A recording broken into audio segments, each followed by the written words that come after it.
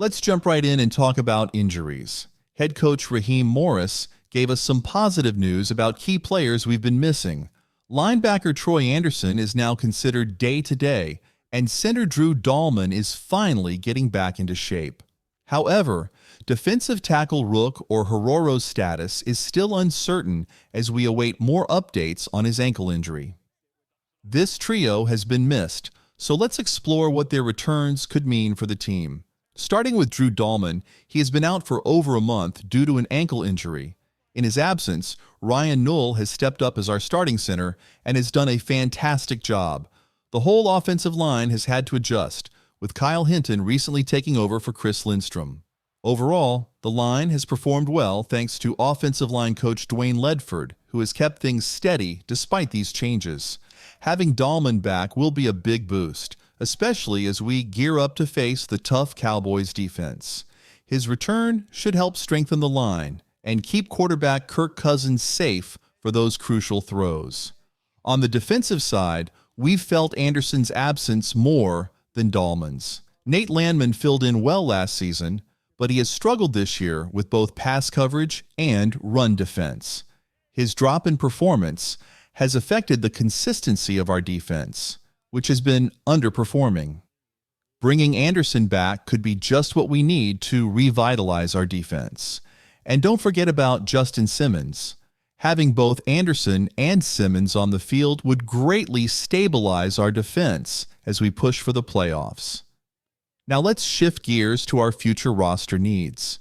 The trade deadline is coming up, and our front office is focused on strengthening the pass rush.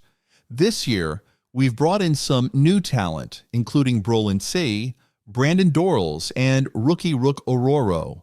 We also traded for veteran Matthew Judon. While these moves have helped, it's clear that fixing our pass rush will require more than just one off-season. Our strategy seems to be mirroring what we did last year with the quarterback position, building a solution with a mix of veterans and younger players.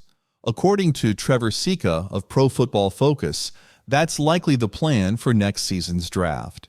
In his latest mock draft, Sika has us selecting Georgia's own Michael Williams with the 22nd overall pick. Williams has stood out for the Bulldogs, showing great promise in run defense.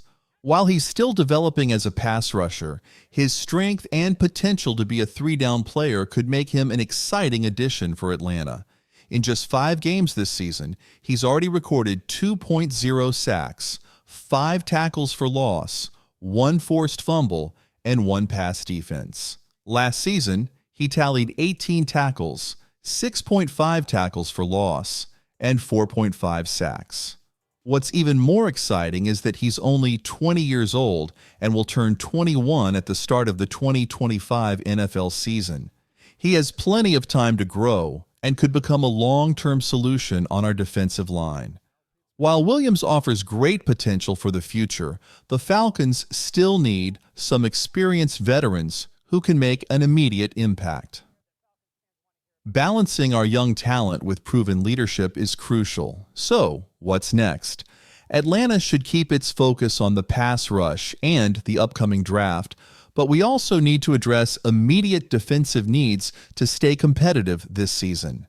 Adding Williams could be part of a bigger vision, a mix of youth and experience that can keep our defense strong even when injuries occur. All right, Falcons fans, that wraps up the latest on injuries, roster moves, and draft prospects. What do you think about the potential of Michael Williams joining the Falcons? And how are you feeling about the returns of Anderson and Dahlman as we prepare to face the Cowboys?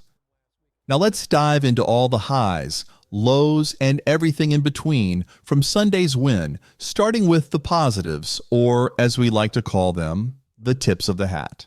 Now let's celebrate Kyle Pitts, who really stood out on National Tight Ends Day. Pitts has been a bit inconsistent in the past, but on Sunday, he showed us what he can do by scoring 2 touchdowns. His route running was smooth, and his explosiveness was clear.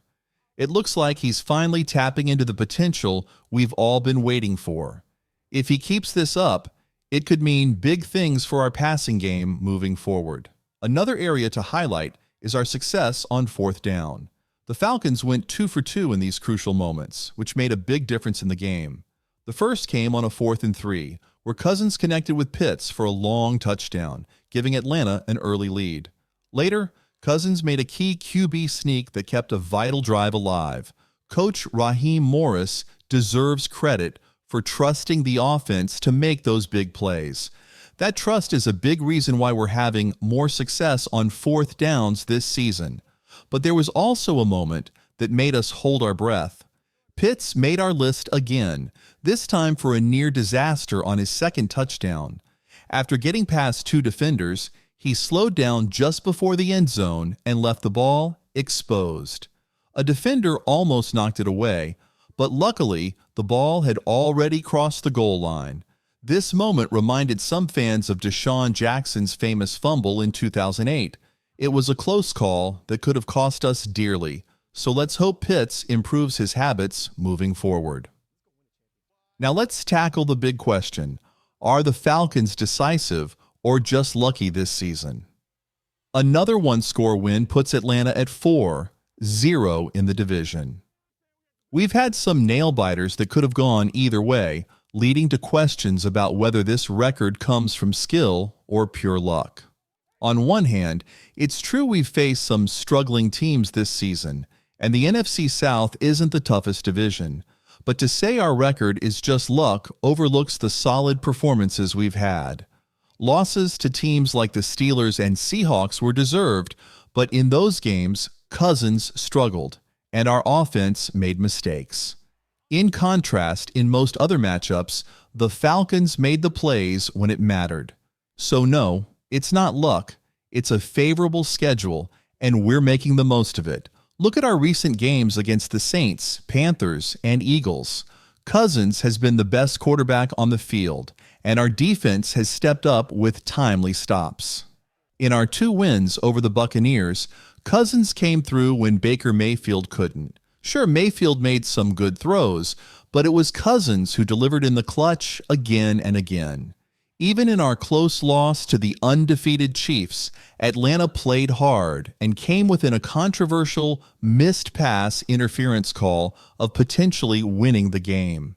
This season, the Falcons are doing something we haven't seen in a while. They're winning the games they're supposed to win. It's easy to remember past seasons when we lost to teams we should have beaten, like that heartbreaking late loss to the Panthers last year.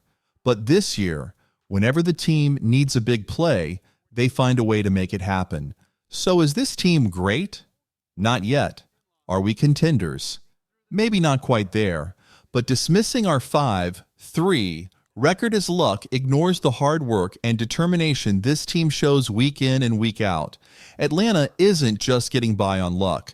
They're closing out games and making clutch plays that put them in the win column. This team is proving they're here to compete, and with Cousins leading the way, the future looks bright. All right, Falcons fans, that's a wrap on today's recap. What do you think? Is this team showing signs of true clutch performance, or are they just getting lucky? Drop your thoughts in the comments below, and let's get the conversation going. And before you go, don't forget to like and subscribe for more exclusive Falcons updates. Go Falcons!